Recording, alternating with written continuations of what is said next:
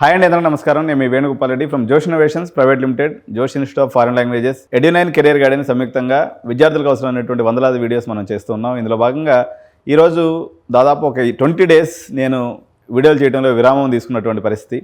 దీనికి రకరకాల కారణాలు, పేరెంట్స్ యొక్క రద్దీ, తర్వాత డిఫరెంట్ కాలేజెస్ యొక్క టూర్స్ ఉండటం కూడా దీనికి కారణం. సో ఈ సమ్మరీగా 20 రోజులు జరిగినటువంటి పరిణామాలు, తెలంగాణకు సంబంధించినటువంటి ఇంజనీరింగ్ అడ్మిషన్స్లో కానీ, అదేవిధంగా బైపీసీ రిలేటెడ్ అడ్మిషన్స్లో కానీ, లేదా ఐసెట్ రిలేటెడ్ అడ్మిషన్స్లో కానీ, ఈసెట్ రిలేటెడ్ అడ్మిషన్లో కానీ అనేక రకాలైనటువంటి అప్డేట్స్ ఉన్నాయి. కాబట్టి ఈరోజు కొన్ని వీడియోస్తో నేను మీ ముందుకు వచ్చాను. సో ఇందులో ప్రప్రదంగా పేరెంట్స్ సంబంధించినటువంటి ఇంపార్టెంట్ అండ్ మేజర్ అప్డేట్ వచ్చేసి బీ కేటగిరీ అడ్మిషన్స్కి సంబంధించి తెలంగాణ మార్కెట్లో ఏమి నడుస్తుంది. దీన్ని మనం ప్రధానంగా తీసుకున్నప్పుడు ఫస్ట్ టాపిక్ బై టాపిక్ తీసుకున్నప్పుడు అసలు బీ కేటగిరీ సీట్లని ఆన్లైన్ చేస్తారా, పేరెంట్స్ ఎదురు చూడాలా లేదా మేనేజ్మెంట్ తీసుకోవాలా? సో ఈ రకానికి సంబంధించినటువంటి ఈరోజు స్పష్టత ఇచ్చే ప్రయత్నం చేస్తాను. సో మనకి ఏదైనా కానీ ఇంజనీరింగ్ కాలేజ్లో 3 రకాలైనటువంటి అడ్మిషన్స్ ఉంటాయి, ఏ, బి, సి. ఇది ఇంతకుముందు వీడియోలో కూడా నేను చెప్పాను. ఏ కేటగిరీ అడ్మిషన్స్ అంటే మీకు కన్వీనర్ కోటా అడ్మిషన్స్ అని కూడా అంటారు దీన్ని. ఈ కన్వీనర్ కోటా అంటే ఎంత? 70% ఆఫ్ ది సీట్స్. అంటే ఒక కాలేజీలో 100 సీట్లు ఉంటే 70% సీట్లని ఏ కేటగిరీ లేదా కన్వీనర్ కోటా అంటారు. బి కేటగిరీ సీట్స్ అంటే 15%. అంటే 100 సీట్లు ఉంటే 15 సీట్లని బి కేటగిరీ సీట్లు అంటారు. సి కేటగిరీ లేదా ఎన్ఆర్ఐ కేటగిరీ అంటారు. దీంట్లో మనకి 15% సీట్లు ఉంటాయి. గత సంవత్సరం వరకు ఏ కేటగిరీ సీట్ల యొక్క పర్యవేక్షణ మాత్రమే గవర్నమెంట్ టీఎస్ ఎఫ్సెట్ కౌన్సిలింగ్ ద్వారా చేసేది. రిమైనింగ్ 30% సీట్స్ని కాలేజీ వాళ్ళు వాళ్ళ ఇష్టానుసారం అమ్ముకునేవాళ్ళు. అయితే లాస్ట్ ఇయర్ ఒక చిన్న పరిణామం జరిగింది. ఒక స్లైడింగ్ అనేటువంటి ఆప్షన్ పెట్టి అది ఏ కేటగిరీలో అడ్జస్ట్మెంట్ చేశారు తప్ప బి అండ్ సి కేటగిరీ జోలికి రాలేదు. ఈ పరిస్థితుల్లో తెలంగాణ రాష్ట్రంలో ఎట్లా ఉండేదంటే సిస్టము స్మూత్గా నడిపించేసుకునే వాళ్ళు, ఎవరో టేబుల్ కింద బట్టి అందరూ శుద్ధంగా డొనేషన్లు తీసుకుని అమ్ముకునేవాళ్ళు తప్ప దీన్ని పబ్లిక్గా ఒప్పుకునేవాళ్ళు కాదు. అలా అని చెప్పేసి అమ్మకుండా ఉండేవాళ్ళు కాదు. కొన్ని కాలేజీలు CBIT, Vasavi, VNR, MVSR, Matrusri, Bhojireddy ఈ కాలేజీల వరకు బి కేటగిరీ నోటిఫికేషన్స్ ఇచ్చి అడ్మిషన్స్ తీసుకునేవాళ్ళు. రిమైనింగ్ వాళ్ళు టేబుల్ కింద మనం డొనేషన్ రూపంలో మనం కట్టి చేరేవాళ్ళం.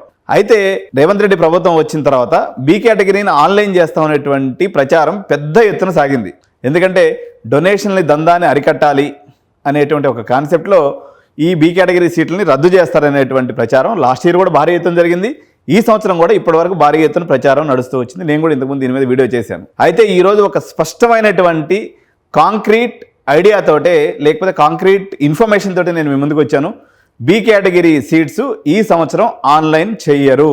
కాబట్టి బీ కేటగిరీ ఆన్లైన్ అవుతుంది అని మీరు కళ్ళల్లో ఒత్తిలేసుకుని ఎవరైతే ఎదురు చూస్తున్నారో పేరెంట్స్, ఎందుకంటే మీకు కొంతమంది మంచి ర్యాంక్స్ వచ్చినాయి, 15,000, 20,000, 30,000, 40,000 వచ్చినటువంటి వాళ్ళు మాకేదో బీ కేటగిరీ ఆన్లైన్ అయితే లాభం జరుగుతుంది, మేము డైరెక్ట్గా అప్లై చేసుకోవచ్చు అని ఎదురు చూస్తూ ఉన్నారో మీ యొక్క ఆశల మీద నీళ్లు చల్లినటువంటి పరిస్థితి అయితే స్పష్టంగా కనిపిస్తూ ఉంది.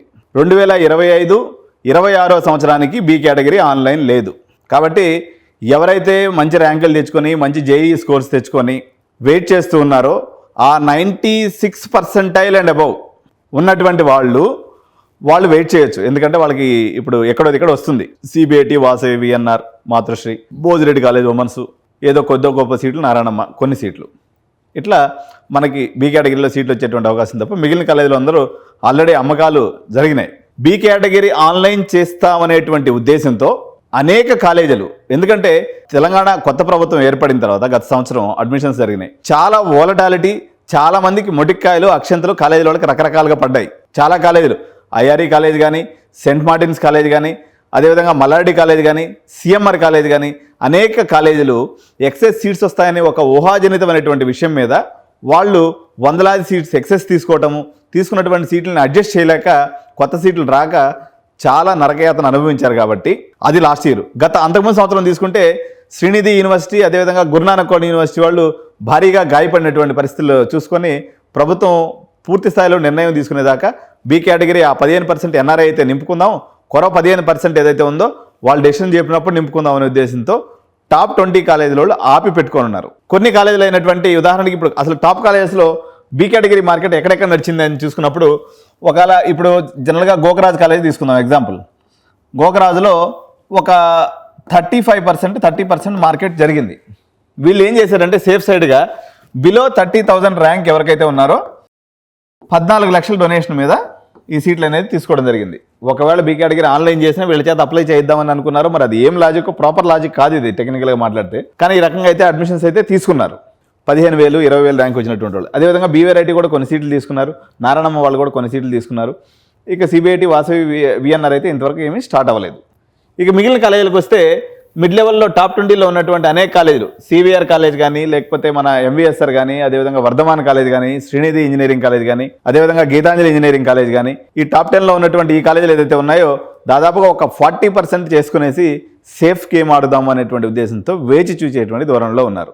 ఇన్ని రోజులు నేను కూడా ఎందుకు గమ్మున్నానంటే, సరే ఏదో ఒక చెస్ గేమ్ అయితే నడుస్తుంది, నడవనివ్వండి, ఏదో పేరెంట్స్ పోతున్నారు, కడుతున్నారు, కాలేజీ వాళ్ళు బీ కేటగిరీ ఆన్లైన్ వద్దని భయపెట్టి ఇంకా తలా ₹1 ఎక్కువగానే డబ్బులు తీసుకొని, మామూలుగా గోకరాజు ఎప్పుడైనా కానీ 13 లక్షలు 12 లక్షలతో స్టార్ట్ అయ్యేది. మిగిలిన ఈవెన్ సివిఆర్ కాలేజీలు కూడా 10 లక్షలతో స్టార్ట్ అయ్యి 13-14 పోయాయి అనమాట. కానీ ఈ సంవత్సరం బీ కేటగిరీ ఆన్లైన్ వద్దాం అనుమానం వాళ్ళకు కూడా ఉండటం వల్ల స్టార్ట్ చేయడమే 13-14 లక్షల మార్కెట్తో స్టార్ట్ అయింది. సో ఇప్పుడైతే బీ కేటగిరీ లేదు. అందువల్ల ఎప్పటికప్పుడు ఓన్లీ ఫర్ మెంబర్స్ వీడియోస్ మాత్రమే రిలీజ్ చేస్తాం. ఫర్దర్గా మేము ఏదైతే ఈ డొనేషన్స్ పాయింట్ ఆఫ్ వ్యూ ఉందో, మీరు ప్రతి ఒక్కరికి విజిబుల్ ఉండవు వీడియోస్. ఎవరైతే సబ్స్క్రైబ్ చేసుకుంటారో వాళ్ళ వరకే కనిపిస్తుంది. మిమ్మల్ని సబ్స్క్రైబ్ చేసుకునే విధంగా మోటివేషన్ చేయడం కోసం, లేకపోతే మిమ్మల్ని ఇది చేయడం కోసం ఓన్లీ మెంబర్స్ ఓన్లీ వీడియోస్ పెడుతున్నాం. ఇప్పుడు దాదాపు 20,000 సీట్లు తెలంగాణ మార్కెట్లో అడ్మిషన్స్ అయినాయి ఇప్పటి వరకు. ఈ 20,000 సీట్లలో ప్రధానమైనటువంటి మెంబర్ ఎవరు? మల్లారెడ్డి కాలేజ్ ఒక 4,000 సీట్లు నింపింది. నెక్స్ట్ వచ్చేసి మనకి గురునానక్ యూనివర్సిటీ ఒక 1,200 సీట్లు, అనురాగ్ యూనివర్సిటీ ఒక 1,500 సీట్లు, తర్వాత మనకి కేఎల్యు అండ్ గీతం ఇవి వచ్చేసి ఒక 2,500 సీట్ల నుంచి 3,000 దాకా నింపినారు. రిమైనింగ్ అదర్ యూనివర్సిటీస్ అన్నీ కలుపుకొని ఇంకొక 3,000 సీట్లు. నెక్స్ట్ వేవ్ వచ్చేసి ఒక 5,000 సీట్లు అనుకోండి, తెలంగాణ నుంచి అనుకోండి. ఓవరాల్గా తీసుకున్నప్పుడు మొత్తం మనకు తీసుకున్నప్పుడు 4×3 = 12, ఒక 500 దగ్గర ఒక 20,000 సీట్లు మనకు నిండిపోయినాయి. మొత్తం మీద ఎప్పుడైనా తెలంగాణలో డబ్బులు కట్టే బ్యాచ్ 20,000 మందే. కాబట్టి డబ్బులు జోబిలో ఉన్నటువంటి వాళ్ళందరూ ఏడో దిగడ పోయి కట్టేసుకొచ్చుకున్నారు. రిమైనింగ్ అయితే డబ్బులు కట్టే వాళ్ళు పెద్దగా లేరు మార్కెట్లో. అందరూ కూడా కౌన్సిలింగ్ కోసం ఎదురు చూసేటువంటి పేరెంట్సే ఎక్కువ బాగా ఉన్నారు.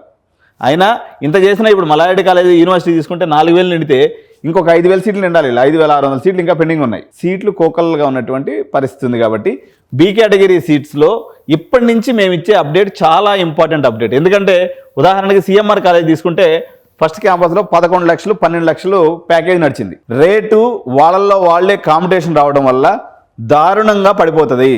అన్ని కాలేజీల రేట్లు పడతాయి, కొన్ని కాలేజీల రేటు పడేటువంటి అవకాశం లేదు. మళ్ళీ ఒకసారి చెప్తున్నా, టాప్ 10 కాలేజీలు అయినటువంటి ఏదైతే కాలేజీలు ఉన్నాయో, ఇప్పుడు గీతాంజలి కాలేజ్ కానీ, లేకపోతే వర్ధమాన్ కానీ, సివిఆర్ కానీ, లేకపోతే ఎంవిఎస్ఆర్ కానీ, శ్రీనిధి కానీ, వాటిలో ఇంకంతకన్నా దిగడానికి ఏం లేదు. ఎందుకంటే వాళ్ళు శాచురేషన్ లెవెల్లో ఉన్నారు, వాళ్ళ పేరెంట్స్ వాళ్ళకు ఉన్నారు. కానీ ఏ కాలేజీల రేట్లు పడతాయని నన్ను అడిగితే టాప్ 10 నుంచి 30 మధ్యలో ఏదైతే కాలేజెస్ ఉన్నాయో, అంటే 11వ నెంబర్ నుంచి 30వ నెంబర్ కాలేజీల దాకా ఇప్పటి వరకు వాళ్ళు డబల్ డిజిట్ కూడా చేరుకోలేదు. కొంతమంది అయితే 20, 30 ఆడదాకే చేస్తున్నారు అడ్మిషన్స్. ఎందుకంటే 1,200 ఇంటేక్ అంటే దగ్గర 300 అడ్మిషన్లు చేయాలి. 300 అడ్మిషన్స్లో వాళ్ళు చేసింది ఇప్పుడు 30. ట్రిపుల్ డిజిట్ కూడా రాలేదు ఎవరు. కొన్ని కాలేజీలు వచ్చినాయి అక్కడక్కడ అడపా ఏళ్ల మీద లెక్క పెట్టచ్చు. ఓకే, సిఎంఆర్ సెకండ్ క్యాంపస్లో ఒక 100 చిల్లరాయిని, ఫస్ట్ క్యాంపస్లో ఒక 100 చిల్లరాయిని ఆడ తీసుకున్నట్లయితే, ఐఆర్ఈలో ఒక 100 చిల్లరాయిని. మిగిలిన కాలేజీ వాళ్ళందరూ లాస్ట్ ఇయర్ ఏం జరిగిందంటే, ఈ రేవంత్ అన్న ఎప్పుడైతే ఈ 5,000 సీట్లను వడిచి పట్టుకున్నాడో, లేని వానపాము కూడా డొనేషన్ పెట్టి అమ్మింది సీటు. ఈ వానపాములన్నీ ఇప్పుడైతే బుడ్డ కాలేజీలు ఉన్నాయో ఇంకా కూడా లాస్ట్ ఇయర్ లాగా వసద్దేమో అనేటువంటి ఆశతో ఆవురావురంటే ఎదురు చూస్తున్నారు. కానీ వాళ్ళు ఆవురంటే ఎదురు చూసే పని వృధా అయిపోతుంది తప్ప సీట్లు అయితే వచ్చే పరిస్థితి లేదు.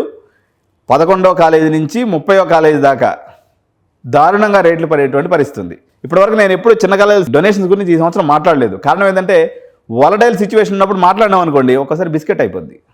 అంటే మనం 10 లక్షలు కాస్త 15 లక్షలు అయింది అనుకోండి, వేణుగోపాల్ సార్ మీరు చెప్పారు, వాడు ఎక్కువ చెప్తున్నాడు రేట్ అని చెప్పి నా మీద పడతారు. అందుకని నేను ఇప్పుడు దాకా పట్టించుకోలేదు. కానీ ఇప్పుడు ఏమి ఆర్డర్ ఉంది? Descending order. మన విమానం టక్కన కింద పడిపోయినట్టుగా ఇప్పుడు మన రేట్లన్నీ కూడా పడిపోతూ ఉన్నాయి తప్ప పైకి లేసే పరిస్థితి అయితే ఇక మీదట లేదు. పేరెంట్స్ ఆందోళన లేకుండా నిమ్మలంగా ఉండవచ్చు. ఇంకా చాలా మార్పులు వస్తున్నాయి. ఇప్పటివరకు మనం చేసినటువంటి వీడియోస్లో ఎప్పుడు కూడా మనం క్రీమీ లేయర్ని ఉద్దేశం చేసుకుంటూ చేసినాం. చిన్న కాలేజీల యొక్క వీడియోస్ ఎప్పుడు కూడా మనం జూన్ 20వ తారీఖు అట్లా స్టార్ట్ చేసుకొని ఆగస్ట్ 20వ తారీఖు దాకా చిన్న కాలేజీ వీడియోస్ కూడా చేస్తాం. ఎందుకంటే మన ఎడ్యునైన్లో మీరు గమనిస్తే 4 సంవత్సరాలకి ₹1,00,000 అయినటువంటి వీడియో నేను 2022లో అప్లోడ్ చేసిన. విపరీతమైనటువంటి ఎంగేజ్, అంటే 25,000 సంవత్సరానికి. అమ్ముడు పోయినటువంటి వస్తువు 25,000 ఏదైంది, 30,000 ఏదైంది. వాడు బొంద అమ్ముకోలేనప్పుడు ఎంతకైనా ఇస్తాడు. ఈ సందిట్లో సడేమియా కొన్ని చిన్న కాలేజీలు ఏదైతే లాస్ట్ నుంచి 5 నెంబర్ కాలేజీలు ఉన్నాయనుకోండి, కింద నుంచి 5, ఆ కాలేజీలన్నీ సీట్లు నిండిపోయినాయి విచిత్రంగా. అంటే ప్రజలేమో 60,000, ఇయర్లీ 70,000, ₹1,00,000, ₹1,20,000 దాకా ఉన్నారు.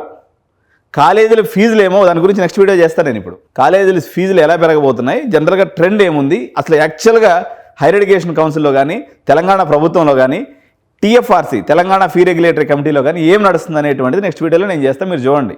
దీంట్లో కూడా లింక్ అటాచ్ చేస్తాను ఎండ్ కార్డులో చూడండి. కాబట్టి ఇప్పుడు దాకా వెయిటింగ్లో ఉన్నటువంటి పేరెంట్స్, పెద్ద కాలేజీల పేరెంట్స్ అందరూ కూడా ఈ టాప్ 10 కాలేజెస్లో రేట్స్ చేంజ్ అవ్వు, సేమ్ అలాగే ఉంటాయి.